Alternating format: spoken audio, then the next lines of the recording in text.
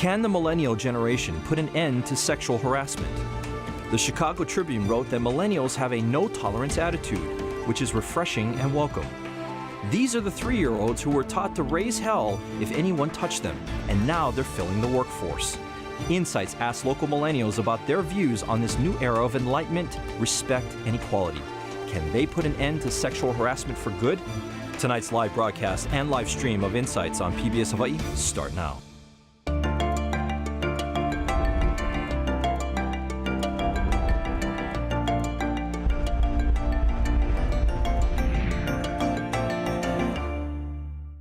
Aloha and welcome to Insights on PBS Hawaii. I'm Yunji Denise. According to the Pew Research Center, the oldest members of the millennial generation are well into adulthood and will turn 37 this year.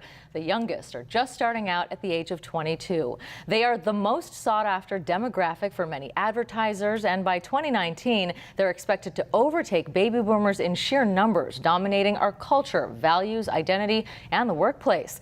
That's why many people predict that millennials will be the generation that puts an end to sexual harassment, advancing equality, respect, and enlightenment between and among genders.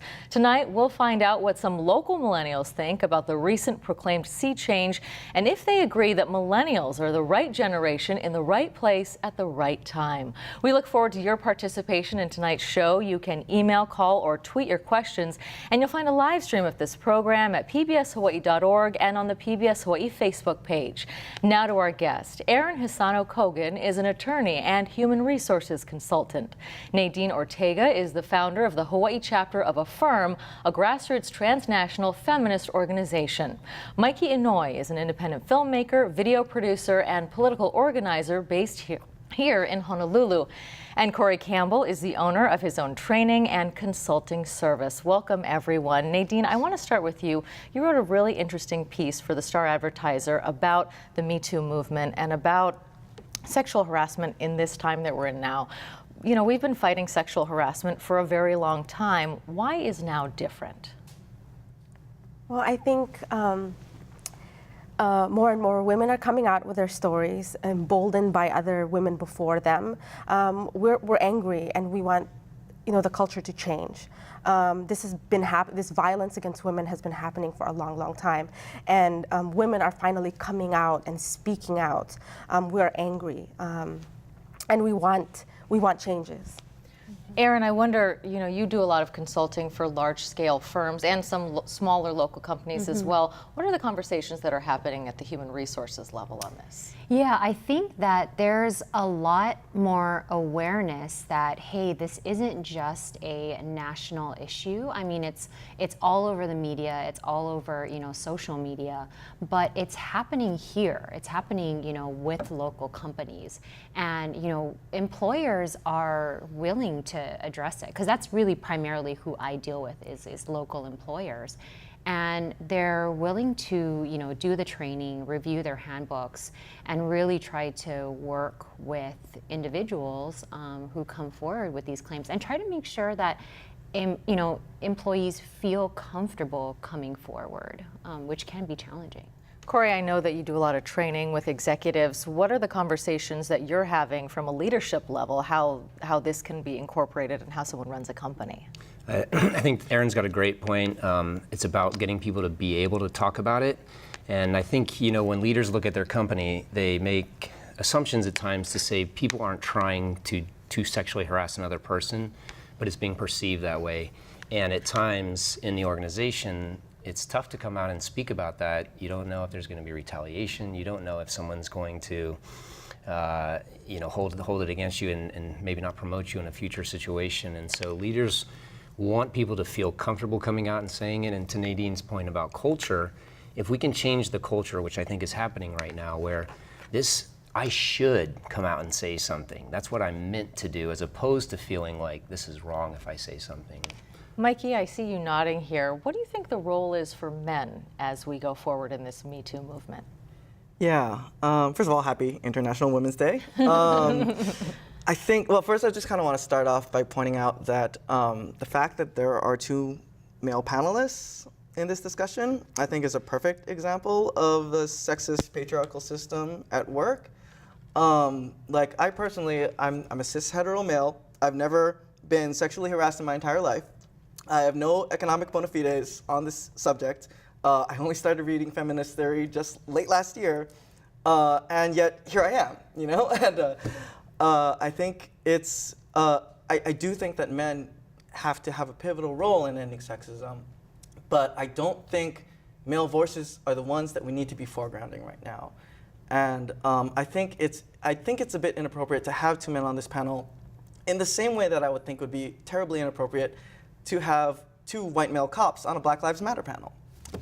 But don't we need men to make the changes that we're advocating, you know, that the women want to see? Oh yeah, most definitely. But I mean, you know, 364 days out of the year, it's International Men's Day, you know? So it would be nice if we just had one day where all we did was just listen to female voices talking about the terms and the strategies for their liberation. Nadine, what's your take on that? Where do men fit in on this? So we should definitely hold men accountable. However, if you don't have power, which many women do not in terms of economic power, social power, it's hard to hold men accountable. So that's where the problem lies, which is the whole system where it has disadvantaged women.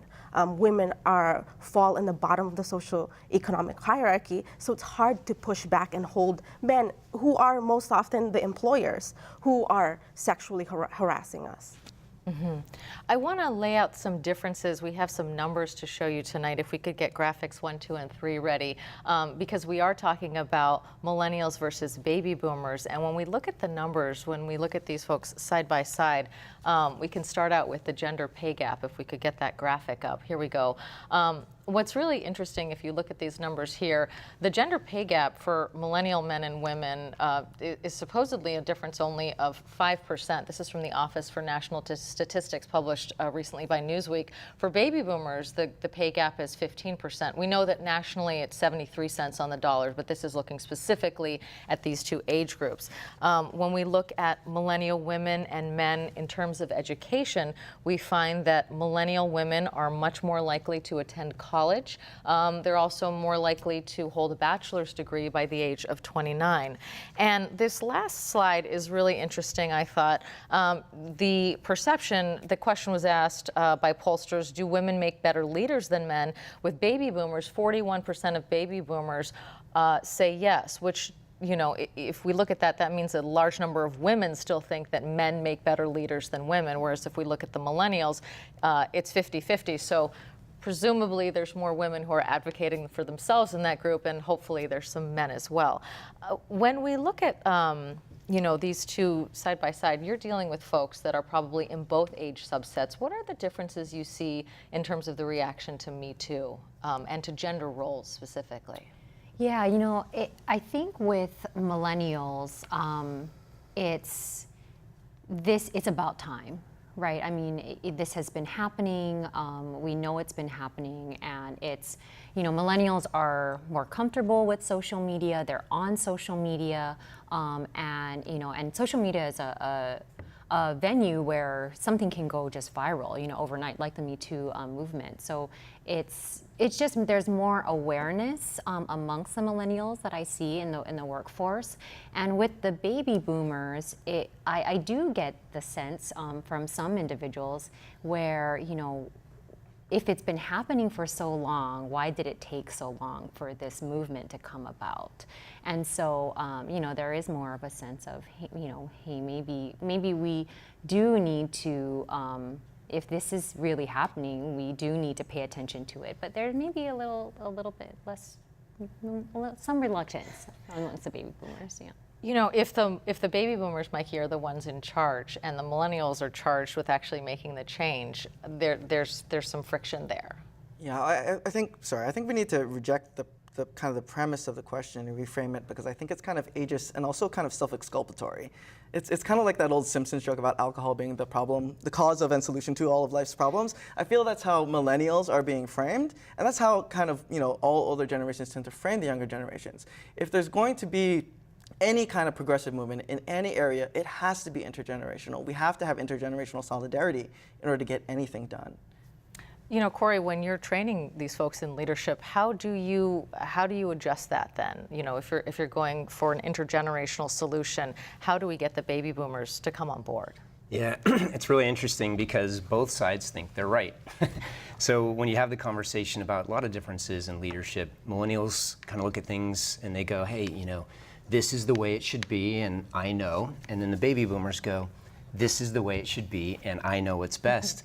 And to Mikey's point, to get them to see each other's side is really challenging. With leadership training, we oftentimes do a lot of activities where we force you to only see one way and the other half of the group is only seeing something else. And you do an activity where maybe you're creating something together, and at the end of it you find out, oh, they didn't see what I saw. And all of a sudden you go, this is real life. You saw red, what you saw was accurate. You saw blue, what you saw was accurate, but there was a different picture there if you were willing to let the other person's perception come into yours. And I think that's the key, is getting them to think about what it's like on both sides. Nadine, what's your perspective on that? The idea that this has to be an intergenerational solution. If we're each only seeing red or blue, if you know, from the baby boomers or the millennials' perspective, how do we get on the same page to advance this conversation? I mean, yes, I believe that it should be all of us together to change this culture. But I think that's a false dichotomy versus the millennials and baby boomers.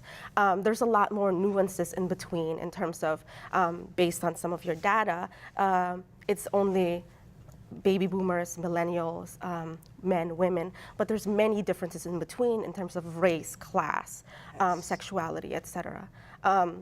So for example, the women millennials are more educated, gaining bachelor's degree, etc. But that doesn't necessarily translate into political power, economic power, for example. So we are all in this culture together that needs to be changed. Mikey, I see you're nodding over here. Yeah. I think Nadine's making some great points about how we need to have kind of an intersectional understanding of this issue. I think we need to probably, in order to have a productive discussion about sexism, we need to get out of the millennials versus boomers and, you know, how things get settled in the workplace and talk really in depth about, you know, more structural issues. Because, you know, if we just try to target on a case-by-case basis sexual harassment in the workplace under a legal framework and a financial punitive framework, then, you know, we're never going to get to the core issues, and it'll be like putting a Band-Aid over like a brain aneurysm. You know, it's not going to fix the core problem. How do we address that core issue? Well, like I said earlier, we need to change the culture, and with that, we need to organize women. Organize women in the workplace. I know Corey works with employers, training employers and leaders. However, we cannot rely on the upper levels of society to change. We need to change everyone. We need to organize women on the ground, on the top. We need women to risk their lives, their jobs out there, and support each other. We need a collective movement with everybody to change this culture. That, you know, this is all rooted in these systems that subjugate women and that perpetuate violence against women. You know, I feel like with this, with the Me Too movement, this has really been sort of blown wide open. We start with Harvey Weinstein, and now it permeates, you know, a bunch of different sectors of our economy. How are you seeing, because so many more women are coming forward, what is the culture like for women to come forward when you're talking about, you know, reporting sexual harassment in the workplace? Yeah, I mean, we have seen more and more women come forward, but I think it's still really hard. I think that there is this fear that if they come forward, especially in Hawaii, right? We are a culture where, you know, lots of Asian influences here. So you're told not to rock the boat. You're told to kind of stand in line, you know, nod your head up and down and don't rock the boat. So I think more and more, you know, as you see more and more women come forward, you know, women in the workplace are more comfortable, but we need to see, you know, more women come forward if harassment is happening, and it is happening in the workplace. Well, let's talk about our culture specifically in Hawaii. We are, as you noted, a largely Asian influenced culture. We're also a culture that is perhaps more physical than some of our counterparts on the mainland. When we see each other, we greet each other often with a hug and a kiss. You know, how do you think all of this whole conversation, how does that apply to us here at home? Mikey? Yeah, I think in Hawaii, we replaced the patriarchy of the plantation with the patriarchy of the old boy network. And no matter what side of the political stage you're on, I think we can all agree that there is an old boy network. It's very powerful, very entrenched. And with an old boy network, you get old boy attitudes, you get old boy behaviors, and you get old boy hierarchies, and all of the coercion and oppression that comes with it. If you're a woman navigating this, Nadine, you know, and there is a kiss hello, an aloha exchange, and you're not comfortable with that, I mean, what advice do you have for women who are trying to figure this out? So I know we have this culture of hugging and kissing in Hawaii, but the culture itself, that's not the problem, the culture of hugging and kissing. It's the infection that has taken over the culture where men are entitled to women's bodies, that they could just do what they want. If we are uncomfortable with anything, we shouldn't do it, regardless of whether we will be liked or we will be told that we're being too sensitive. Because women, we have been fighting this our whole lives. We have been aware of this violence. We've been subjected to this our whole lives. So we know, we are hyper aware when sexual harassment is happening to us. Corey, what kind of advice are you giving to executives in this arena? Because, you know, you don't want to be someone who is perceived as being a harasser when perhaps you're just trying to be friendly. On the other side, you know, you don't want to be harassing women, obviously. Right, and I'll give you a really tangible example we used to use in hotel training, and we called it the massager. And we said, you know, there's always that person at work that comes in like this, and whether it's in the cafeteria or somewhere else, and they start massaging someone. And in the room, everyone goes, half the room goes, oh, I love that. Feels so good when I had a long day and someone's massaging. And half the room goes, that would scare the heck out of me. And it's about understanding that we have to get people speaking out, because until it's understood that this is wrong, then technically, almost by the jargon in the hotels, it is acceptable, right? We used to define it as continued unwanted remarks, you know, gestures, things like that. So that's the challenge, right? Is some people think it's okay and some don't. And I think to your point, the culture has allowed those people who don't, it's sort of enforced them not to speak up, and now it's time that, and that's Harvey Weinstein is amazing, because now everyone's speaking up and realizing it's okay for me to speak up about this, which is great. I mean, it is tough though if your boss comes by and gives you a little shoulder rub or gives you an unwanted hug. Saying no can be a big liability. Yes. I think it's important also that, like, we're focusing on how the women should react, but I think it should be on the men. And we should name this culture, and this culture is patriarchy, it is sexism, it's misogyny, it's toxic masculinity. And there's a reason they call it toxic masculinity, because it's poison to men too. And just like every other man, you know, like there are women in my life who I love and respect, who I've treated as lesser than, because I was behaving and speaking in a way that I thought a man's man was supposed to speak and behave. And it kills me inside. I mean, you know, the effect is definitely greater on the women. But I think, like I said, it needs to be a full system change, not just how do we deal with the relationship between a CEO or a boss and their employees. It's got to be a complete change of culture, a complete destruction of rape culture. And it's got to be more than just like white knighting too, because like this isn't like a princess in the castle that needs to be saved from like a dragon, you know? We're not the armored saviors in the scenario. Like, the dragon is inside us, and we need to slay it because it's protecting us from our own souls, from our own humanity. I mean, that sounds fantastic, but how do you awaken that dragon? I mean, that, you know, especially on such a broad level, it seems a lot easier or simpler for Aaron to give us directives in terms of how we should behave in the workplace than it does to really make that kind of shift that you're talking about.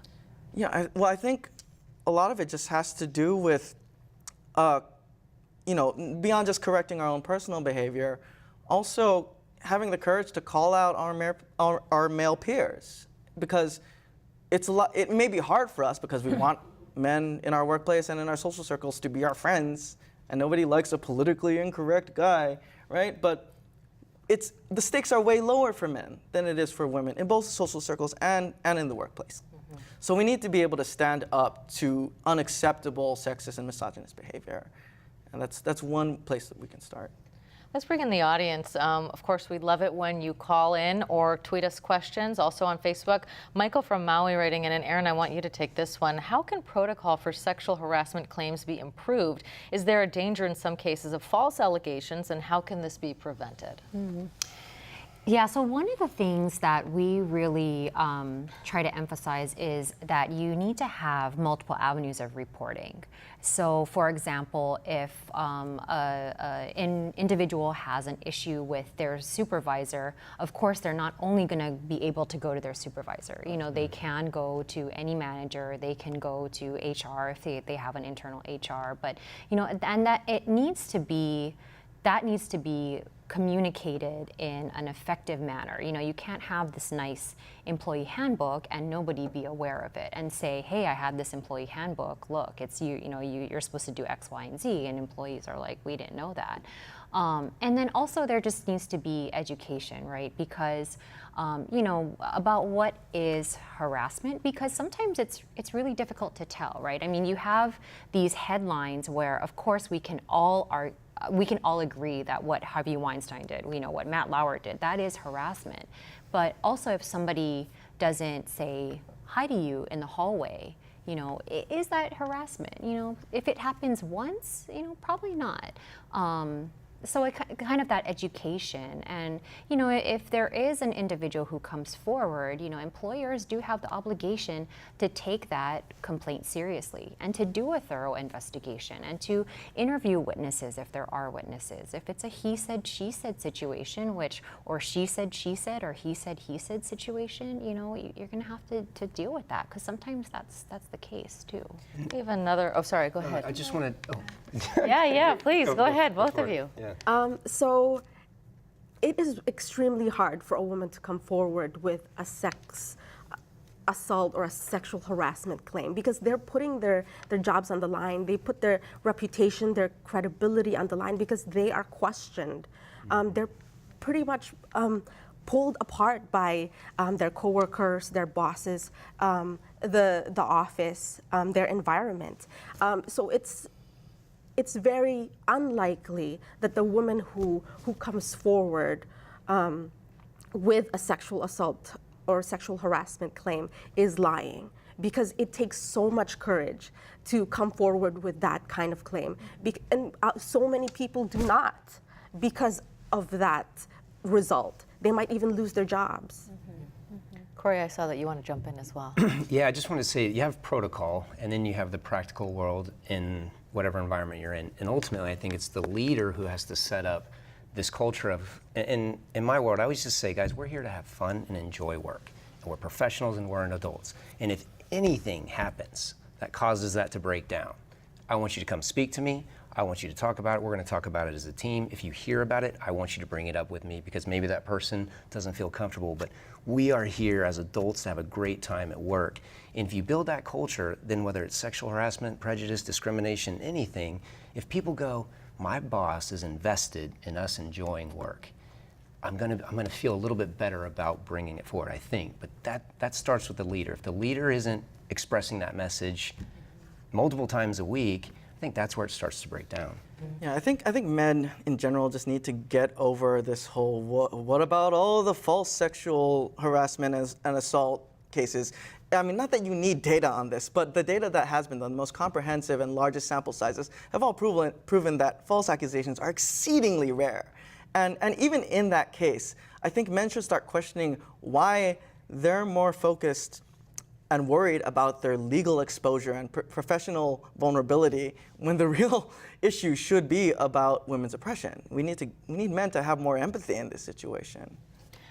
Someone else writing in saying, since social media has brought many issues to the forefront of social consciousness, why is it only millennials' responsibility to end sexual harassment? Nadine, I wonder if you want to take this on. Is it, you know, Mikey has said that this is an intergenerational tactic that we should be taking, but how do we get the next generation on board? What is the conversation that we need to be having so that it is intergenerational? So it's not just, the onus is not just on millennials. I think we have just taken the initial push, but it is intergenerational, and we need to train the next generation as well. So we need to organize as women and with our other allies. And that's why I'm the coordinator of Affirm Hawaii, and we have been organizing women around these issues. We have done gender trainings at UH in various classes. We've done training with the Kauai Office of the Prosecutors. We've done the Kuleana Academy. We've been invited in other venues as well. So we need to change that culture, and education, training such as these is one way. Policy changes is another, but we need people to become more aware of this issue, and we need everyone. You know, without getting too detailed, because I'm sure the training is quite comprehensive, but what are the core values that you're trying to get out there? What do people need to know? We need the liberation of women is the key, what we need to push for. It's the goal, and that will lead to the liberation of all.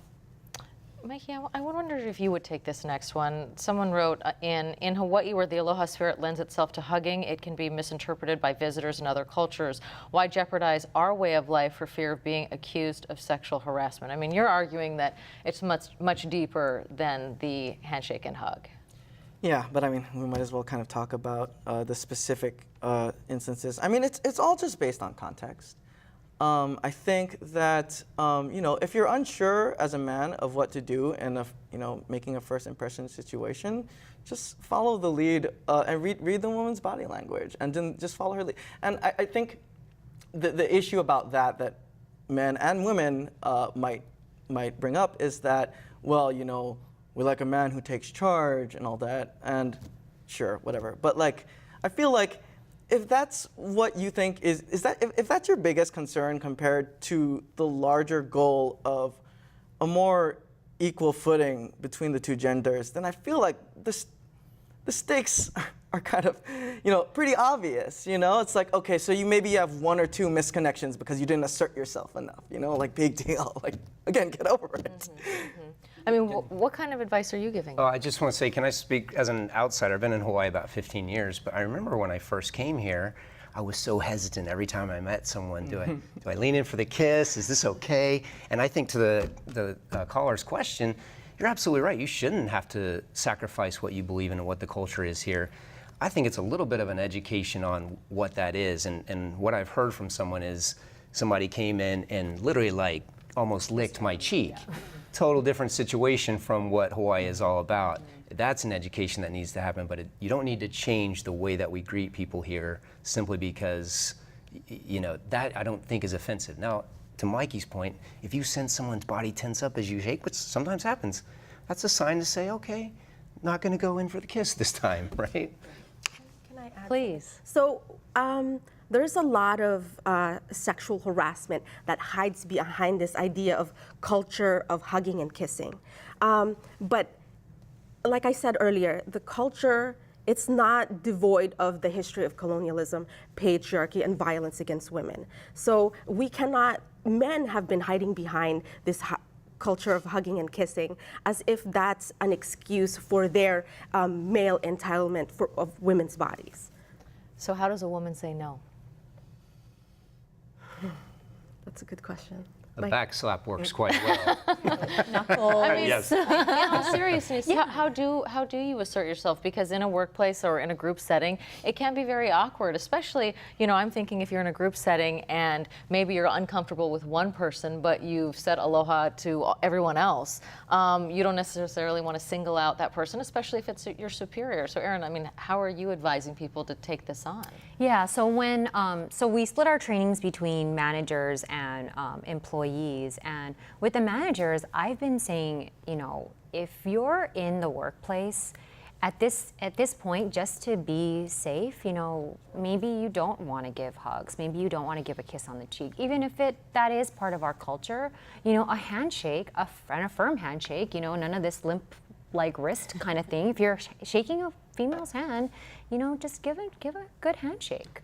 and you know, maybe that'll hopefully alleviate her from, you know, if she is uncomfortable, because people have experiences that you have no idea about. Maybe that will alleviate her from having to make that awkward, like, you know, kind of situation. Yeah. No, because we are putting a lot on the woman here. Yes, yes, yes. And I think this topic is getting caught up in a lot of minutia and putting a lot of the onus of how to behave on individual women in very, you know, context-dependent circumstances. And I think what we all need to really refocus on are the things Nadine mentioned, the systemic, structural things, the pillars that are holding up patriarchy. We need to identify those things and just knock the whole edifice down.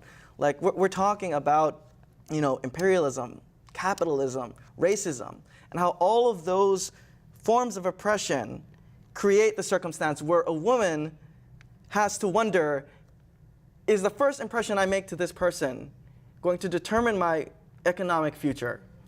And that's, I think, what we need to be drilling away at. Well, and to that point, I'd like to call up graphics 5 and 6, and this is on millennials and diversity. Of course, we are talking specifically about millennials and Me Too. Millennials are percentage-wise more diverse, 56% Caucasian, whereas 75% of baby boomers are Caucasian. So we have, you know, many more mixed race and non-Caucasian millennials. When Deloitte interviewed nearly 4,000 individuals, they found that millennials' views on diversity as a blending of different backgrounds, experiences, and perspectives. Millennials are 25% more likely to focus on equality in the workplace than older genders. Now, against that, I wanted to bring in a comment from a baby boomer writing in saying, as a baby boomer, the caller is offended with the premise that the older generations haven't been doing anything. Women's voices have been suppressed for years, but they should be credited for building strong women in the current generation. So there is this change, you know, in terms of diversity, but it is building, as this caller pointed out, on the backs of baby boomers. I mean, where do we go from here when we look at, you know, when we think about this in terms of diversity and also intergenerational?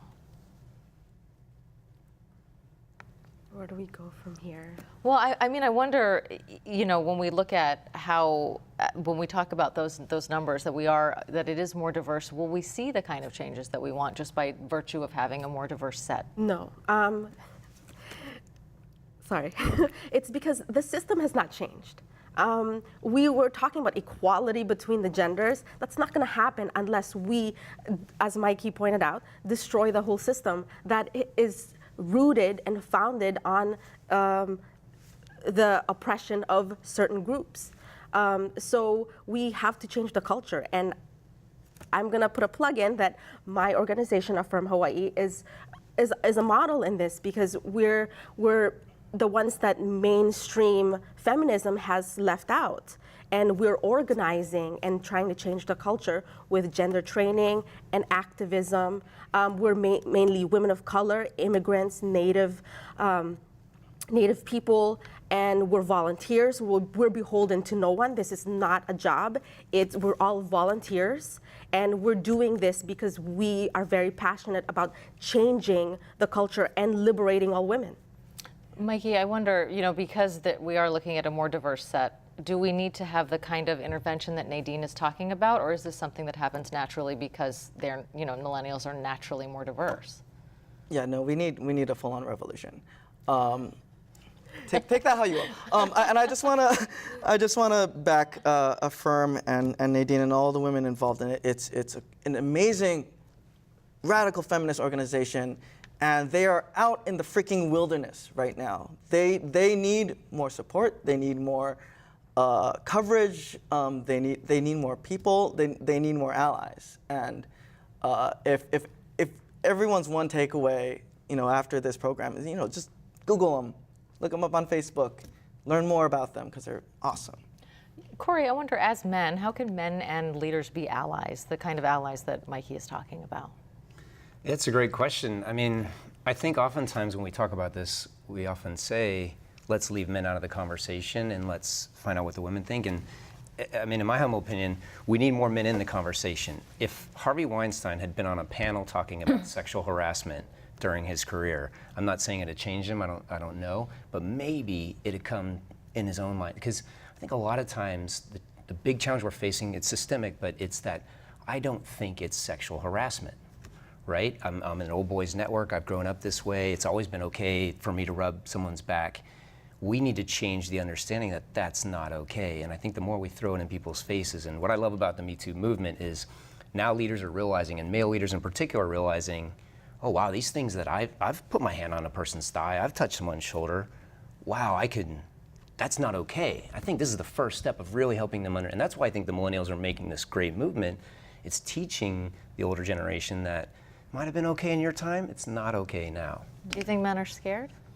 Yeah, absolutely. And they should be. And I also think the society's obligation to both sexes is to say, look, we're going to educate you before we judge you. And to a degree, right? Obviously, if you're doing certain things, you need to be judged immediately, right? But like the hand on the back, I think that's a great one because I think you see a lot of leaders use it, both male and female in my experience, and some people that's not okay. But until I know it's not okay, what would make me change my behavior? So that's why I love what you guys are doing. It's the education that, and then it becomes the whip. How do we hold you accountable to that education? Going back to Harvey Weinstein one more time, I just want to point out that he backed a lot of liberal and progressive causes. He donated a lot of money to those kind of causes. He produced a lot of films that had progressive values, and he still turned out the way he did. And I feel like, you know, representation matters, and piecemeal sensitivity training and programs matter, but without full structural trains, this dismantling of these giant hierarchies between someone like Weinstein and someone who is looking for a career in film, you got to just completely destroy the distance between them. You know, we have a practical question from Carly tonight. Aaron, I would love it if you would take this one. If your employer says they don't have time to talk to you or too busy to help you regarding sexual harassment, should you contact the Labor Department and request an investigation? You know, on a practical level, if your employer ignores your request, what should you do? Yeah, I mean, employees do have the right to contact the local administrative agencies. You know, there's a lot of information out there. You know, it's in the newspaper, it's online. But if your employer ignores you, you know, and I know it's hard because this is, you know, your livelihood, but you kind of got to ask yourself, you know, is this the type of culture that I want to continue to work in? I mean, again, it's a really difficult decision, and they do have, you know, you do have options going through the administrative agency, but you know, it's if your employer is not going to listen to you when you make this difficult decision to come forward, you know, I don't know, you just got to ask yourself tough questions at that point. I mean, I think the hard thing is if you're in a certain sector of the economy, perhaps you have the luxury of being able to quit if you're frustrated. But if you are, you know, changing hotel beds, maybe you don't necessarily have that luxury, right? So how do we empower those women? I mean, Nadine, what kind of advice do you have for the caller on that? What should they do if their employer ignores them? Other than contact a firm, right? Contact the firm, Yeah, yes. there we go. But we also need to organize women in workplaces. We need to provide support, and women in more privileged positions need to step out, provide support, because you know, those that are less privileged than you need more support, and we need everybody to stick out their necks, even male allies. Mm-hmm. How can a man be a good ally? So I kind of wanted to address what Corey also said, that we need men in the conversation. However, I think women have been prohibited from talking, or there's been obstructions in terms of us coming forward. So we need to listen to the women. Women are trained to see the violence that are happening towards them, except that we are usually inhibited in coming forward. So we need to listen to the women, and male allies need to get behind us, because we know how to correct the system. Because it's been so long that men have been speaking for us. Can I add something there too? Please. I think, again, in experience in hotels, a lot of times the HR department deals with these major issues, right? And I think to make a man an ally, let's say it's a male leader, to some degree, instead of looking at data and stats, somebody needs to take that male leader and say, hey, listen, I want to tell you about what's happened to this person in your organization and how it made her feel and the ramifications of it. And if you're willing, I'd like to bring this person to speak to you about it, and just have a very in front of your face, honest conversation about what happened to this person. Because I may be wrong, but I believe a lot of these situations, male or female leaders, they don't want them happening and they want to stop them. They're just not fully aware it's happening. And I think if you want a male ally, throw it in their face. This happened in your organization. Are you okay with that? I think you'd get a lot of support. I'm not saying it always goes unknown, but I think sometimes it needs to be that clear and that direct. Is confrontation the solution, do you think? Yeah, I just wanted to kind of address HR as a concept directly, because I think while it is important in the workplace, HR is largely still in the service of capital. It's to smooth out confrontation so that there is no legal or financial exposure to their clients. And so again, like HR fixes individual problems but does not speak to the systemic oppression that goes on between men and women. I think Mikey's going to have something to say about this comment. People being active in the Me Too movement should be aware that in some situations, particularly in the past episodes, the women could be a contributor to the incident. I didn't speak to this person directly, but it does feel a little like blaming the victim here. Oh, hell yeah. Yeah, I mean, maybe Nadine or Aaron should speak to this, but yeah. Please go ahead. Mikey, I think we want to hear what you have to say. I mean, this idea that women are contributors or somehow responsible. Yeah, that's a straight up rape culture. And by that, I mean, like, in every circumstance, every high profile rape case, and every not high profile rape case, or instance of sexual assault, the blame is almost always pivoting towards what did the woman do? What was she wearing? How was she acting? In what inadequate ways did she respond in this situation? And we need to stop thinking and speaking and behaving that way. Aaron, on a practical level, if a woman is in this situation and she feels like, I think the first question that she's going to ask herself, well, what did I do wrong? What did I do wrong? How do we change that paradigm? Yeah, I have a 22-month-old daughter, and I often ask myself, what does need to change where, Hana won't grow up in a society where that's the first question she asks. And Yunji, I don't have a good answer to that question. I mean, I ask myself that every day, what can I do as a mother to make sure that she feels like it's not the first person she looks towards if heaven forbid something happens, she looks towards herself. And sorry guys, I don't have a good answer. Sorry. No. But that's the problem when the first thing that a woman thinks about is, what did I do wrong? That's the crew of the whole system, is that the woman blames herself first. That's problematic. It should be, we need to think about the larger dynamics of sexism and rape culture, etc., that's making us feel this way. Why is it that the woman always has to blame herself? And why does the world have to always blame the woman? Like Mikey said, what was she wearing? What did she do to provoke him? But how do we change that? Yeah. I mean, I think that's what we're all sort of wrestling with, is how do we shift that paradigm? And I mean, I look at it as, in the old days, a man could do something and no one would ever find out except maybe the people in his direct organization or his town. Nowadays, it is everywhere, right? Potentially, if you come out and speak about it. And that's the power of the internet and technology and all these different mechanisms we have to get our message out. I mean, personally, I love seeing when somebody takes a message and throws it out in media, and all of a sudden it's like, oh wow, And I think to your point, Mikey, there's a little bit of, is this real, is this not real? But once it's out, I mean, we see it in politics, we see all these things.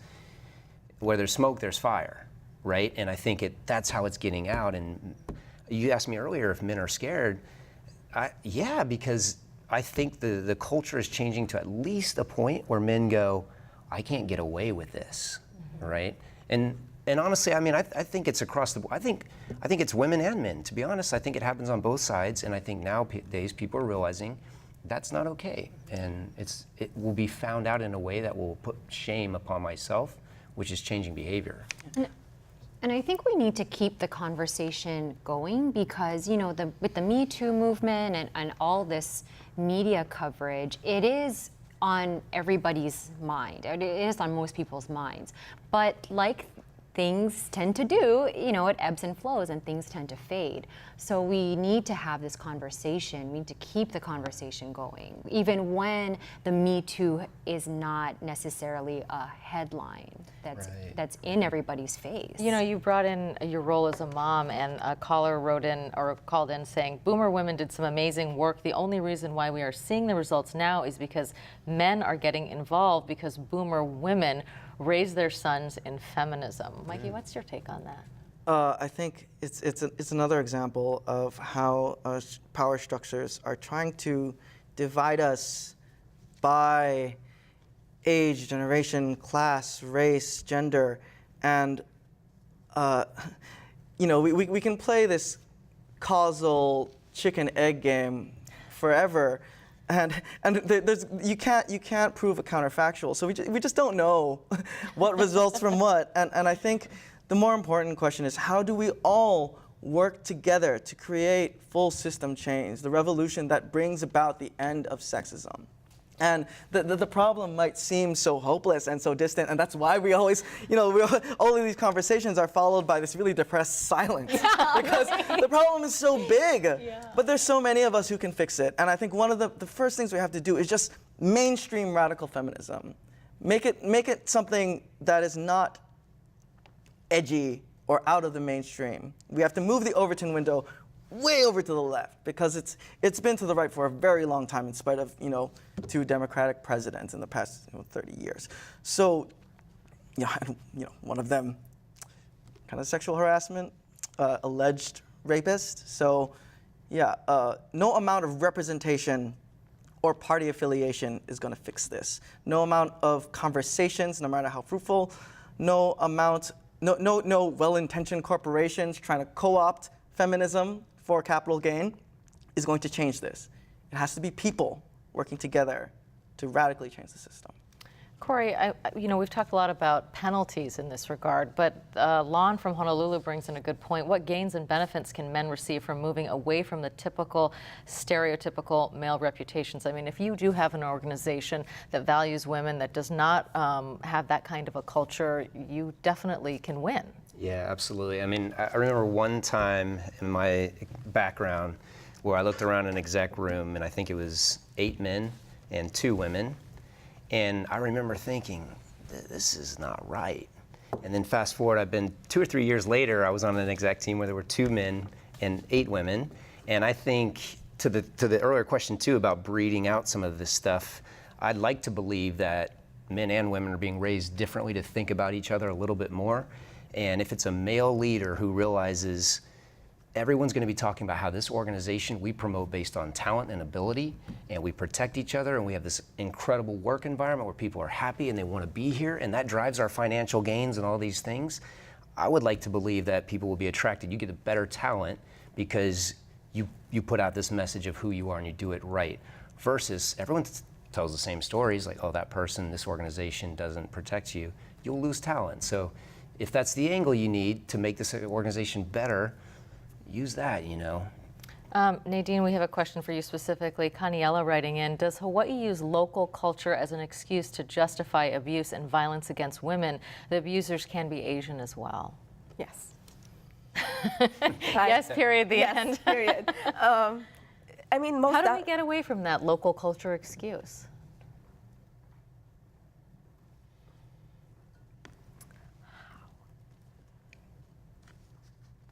It's just that we need to deconstruct this notion of culture as if it is pristine and incorruptible.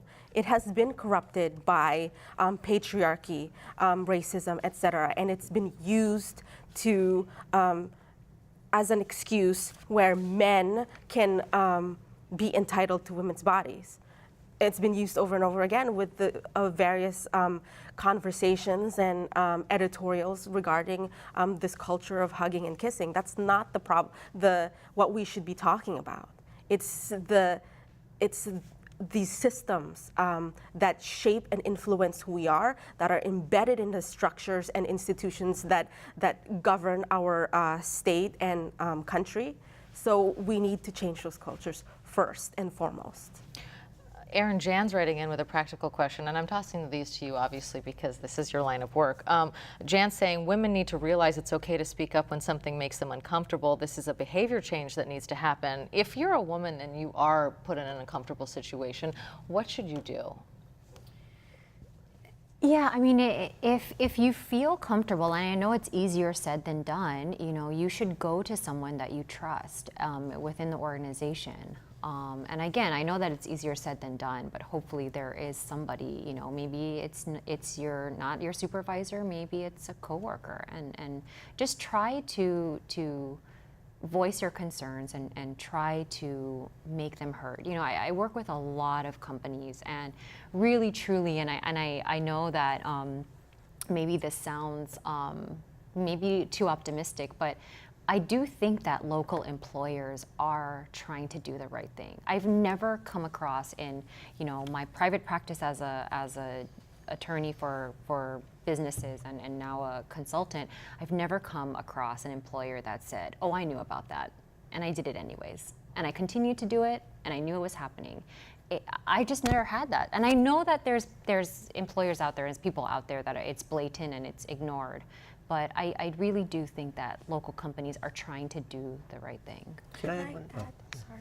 So, but I just wanted to add that we cannot rely on the goodwill of the employers, because all of these leaders, employers, for example, we have a culture, we have a problem here in Hawaii where we named our airport Daniel Inouye International Airport when he is a known sexual assault perpetrator, rapist, and yet we named our airport after him. And we have women who are victims of sexual abuse, sexual harassment, rape, violence against women, flying into this airport named after him. That's a huge problem. Well, you know, that is probably a topic for another show. I think there's going to be a lot of people who have a lot of mixed feelings about that statement, so we're not going to get right into that. But Corey, I do want you to jump in. We're running out of time. We only have a few minutes. But if you're the leader on the receiving end of a complaint like that, what is the advice you give? Yeah, well, and I just wanted to say to that question, what should a woman do? I'm sitting here thinking about this. Maybe we're almost teaching this the wrong way, because we always say speak up and talk about it. And I was just thinking, maybe we should sort of promote this message, tell a friend. Right? Because to talk about my situation is tough, but if you told me this happened to you, I've seen this happen a lot. Now I'm angry, and I'm going to go talk to that person or that leader. I'm going to bring it up. So maybe I like to look at what tangible behaviors can we do to make a difference, and maybe we start saying, listen, if something happened to you and you're not comfortable, tell a friend. Because that friend will probably go tell, whether it's female or male, just tell a friend and let that person go light the fire of what has happened. I'm just reflecting on my hotel experience. We always said, talk about it yourself. Maybe just tell a friend. I don't know. Mikey, what do you think? I know you're calling for a revolution, and we only have a few minutes left. But in your closing thought, I mean, what's your take? Yeah, so if there's still, the men are in this camera. If you're still wondering why we need feminism as much as women do, just look at the world that patriarchy has created for us. You know, we've got catastrophic climate crisis coming. We've got massive, unprecedented amount of wealth inequality. We're once again on the brink of thermonuclear war. So if you want to know why we need feminism and why we need to join women in the fight to smash patriarchy, just look all around you, because it's everywhere. And the stakes are nothing short of the continued existence of life on this planet. That's a pretty powerful thought. Nadine, I'm going to give you the last word tonight. How would you like women to organize? Contact us, Affirm Hawaii, AF3IRM. We have a lot of social media accounts. Follow us on Twitter, Facebook, and Instagram. Mikey is he credits us with his education and feminism, and we have a lot of followers, and we have a lot of call to action, so you can support us with our call to actions. We also have a Title IX bill going through the legislature right now, so please support Title IX. I know there's a lot that you're taking on. If you're a woman and you're watching this, I mean, what's your message to them tonight? Join us in the destruction of patriarchy and the liberation of all women. Thank you. All right. Well, mahalo to all of you for joining us tonight. We, of course, want to thank our 4 millennial guests, Erin Hisano-Kogan, attorney and human resources consultant, Mikey Inouye, revolutionary independent filmmaker, Nadine Ortega, who founded the local chapter of a grassroots organization, feminist group, and Corey Campbell, owner of his own training and consulting service. Next week on Insights, our 4 chiefs, Kauai Chief of Police Daryl Perry, Hawaii Island Police Chief Paul Ferreira, from Maui County Police Chief Tivoli Fa'amu, and HPD's new leader, Chief Susan Ballard. Get your questions ready for this unprecedented conversation and live broadcast next week right here. I'm Yanji Denise for Insights on PBS Hawaii. Mahalo, ahui ho.